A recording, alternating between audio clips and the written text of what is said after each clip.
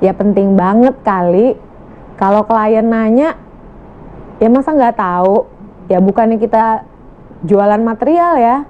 Kita kan knowledge tentang material tuh bukan hanya harganya aja gitu, tapi fungsinya, terus keupdateannya.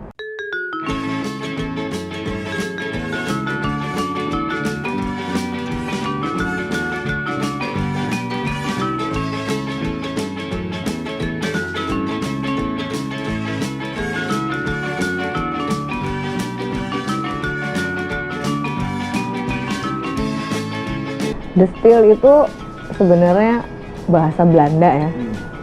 Jadi sebenarnya bukan perusahaan dari Belanda sih, cuman nyaplok aja kata Belanda. Artinya sih sebetulnya The Steel itu style gitu. Tapi ada lagi arti yang sesungguhnya. Sebetulnya kan The Steel itu kan gerakan ya.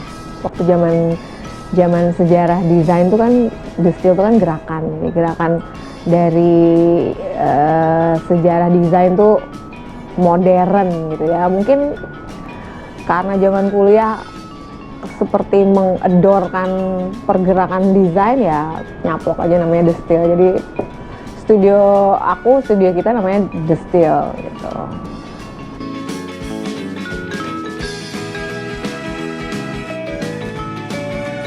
Dasarnya sih kita tergantung kebutuhan untuk menjawab solusi desain ya gitu. Ya nomor satu fungsi, kita bisa menjawab solusi desain. Tapi ya pasti adalah sedikit style, bukan style gue ya. Jadi kayak touch of Rinanya tuh ya paling adalah gitu ya, menjawab detailnya sedikit gitu, mungkin ada aspek kejutannya lah gitu, tapi mungkin generalnya standarnya sih bisa menjawab kebutuhan klien aja gitu.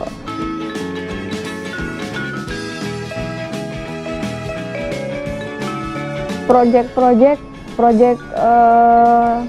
The Steel Consultant itu adalah kita pernah mengerjakan apartemen, office, kita juga mengerjakan airport gitu, ada juga museum, rumah sakit. Tapi dari sekian banyak, selain kafe, apartemen, show unit, dari sekian banyak ada juga kita ketemu dengan klien ya beberapa tahun yang lalu. Kliennya adalah sekelompok dokter. Kita membuat museum kedokteran gitu ya, yang nggak pernah pikiran sebelumnya. Kita ngedesain museum, base-nya adalah membuat showcase spesimen.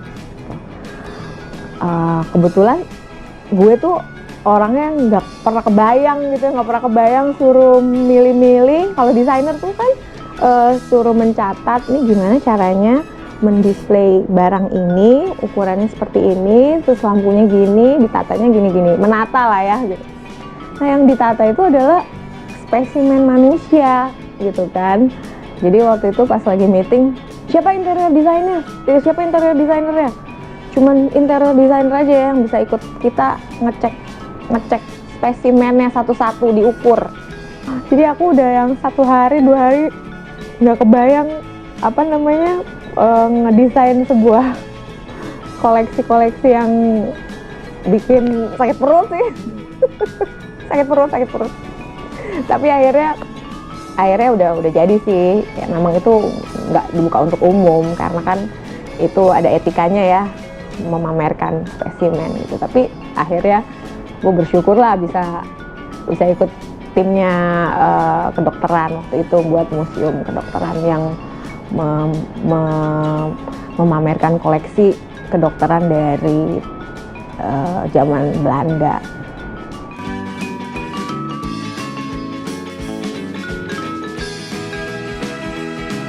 Untuk di 1-2 tahun terakhir ini sebenarnya konsep interior tuh lebih ke yang concern kita desainer tuh balik lagi ke sustainable ya.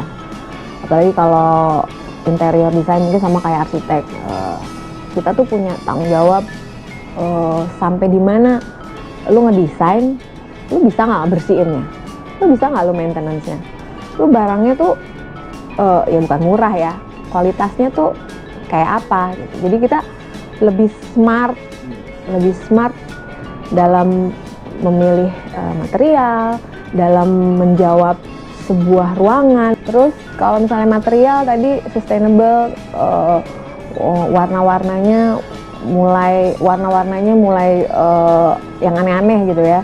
Kalau yang tahun depan tuh ada yang warna-warna neon, yang material-material teknologi ya, yang bisa ganti warna. Nah, kita tuh mesti lebih bisa milih-milih antara yang gampang dibersihin, yang kalau kita ditanya ini gimana bakterinya, jadi mesti tahu lah gitu. Jadi sebenarnya tren tuh adalah sampai di mana kita mengikuti mengikuti kemajuan teknologi gitu.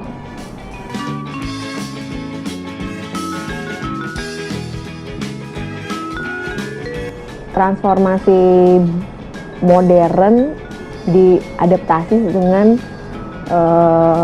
budaya-budaya lokal itu justru lebih menarik gitu. Jadi budaya kita gitu ya, anggap aja motif-motif Indonesia atau enggak konten-konten lokal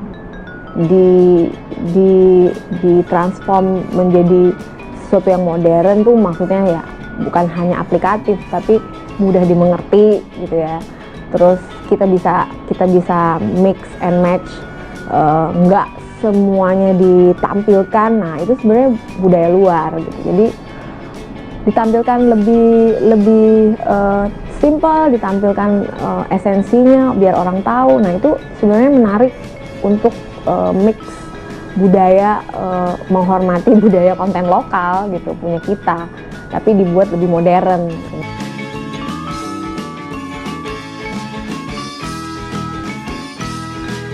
Dengan adanya desainer luar ke sini, ya kita bisa kolaborasi, satu. Yang kedua, kita bekerja sama as a team dengan mereka kita juga bisa transfer teknologi ya, transfer teknologi. Jadi sebenarnya keuntungannya kita dibukain mata gitu, kayak dibukain mata, kita tuh banyak potensi di sini kan, banyak potensi interior design di sini, banyak yang nggak bisa dikerjain gitu. Kita punya source yang jadi ajang kreativitas untuk membuat sebuah interior yang menarik, satu, dan penggunanya juga gede. Tapi sebenarnya kita juga bisa jadi interior designer di luar gitu. Dengan globalisasi kita juga bisa ngerjain di luar gitu. Jadi dengan orang datang ke sini, ya kenapa enggak kita juga ngerjain project di luar gitu.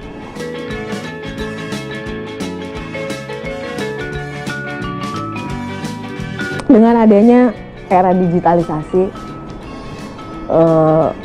sebenarnya itu adalah kelebihan siapapun ya, bukan hanya interior, di segi informasi, satu ya.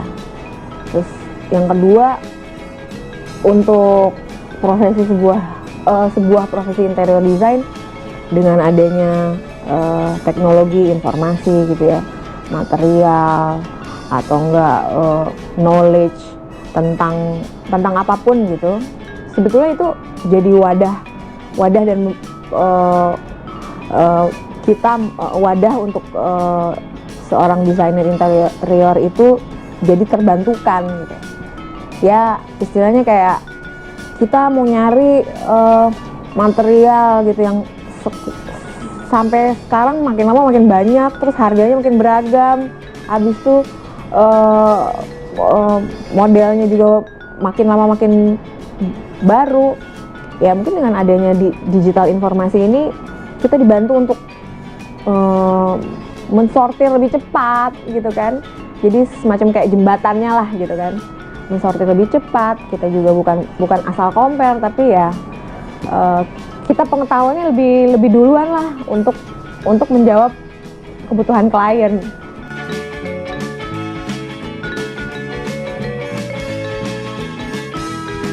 Ya penting banget kali.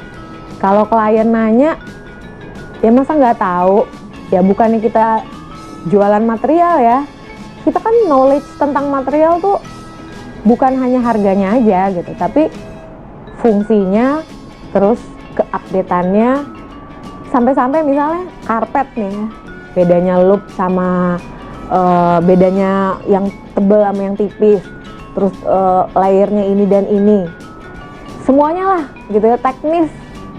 Kita kan mesti tanggung jawab gitu dengan material yang kita pilih gitu. Jadi apalagi spek gitu kan, spesifikasi itu udah lengkap banget, siapa yang milih? Ya desainer gitu. Ya kita butuh banget gitu. Selama ini kan kita nyari, belajar, tapi kalau memang informasinya udah jelas, oh yang ini materialnya begini, spesifikasinya begini, harganya begini, terus kita compare sama ini, oh kayaknya desain yang gue mau kerjain tuh yang ini nih, yang ini gitu. Nah desainer yang mutusin.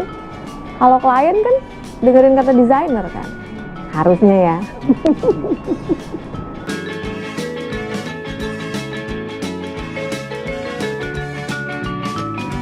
Katalog Pro menurut gue ngebantu desainer interior khususnya ya untuk mencari, mensortir material-material yang selama ini dicari dengan manual, tapi sekarang bisa lo dapetin langsung secara cepat. Yang penting sih informasinya jelas, lo bisa nge-link, udah gitu ada spesifikasi khusus, dengan cepat kita bisa compare. Katalog Pro itu bisa jadi jembatan lah antara profesi desainer interior. Kita juga bisa kolaborasi sama arsitek, situ profilnya lengkap ya. Ada material-material dan ada insert videonya yang bisa jadi informasi lah ya, informasi update, professional talk, jadi update banget. Pokoknya harus ada videonya lah ya gitu.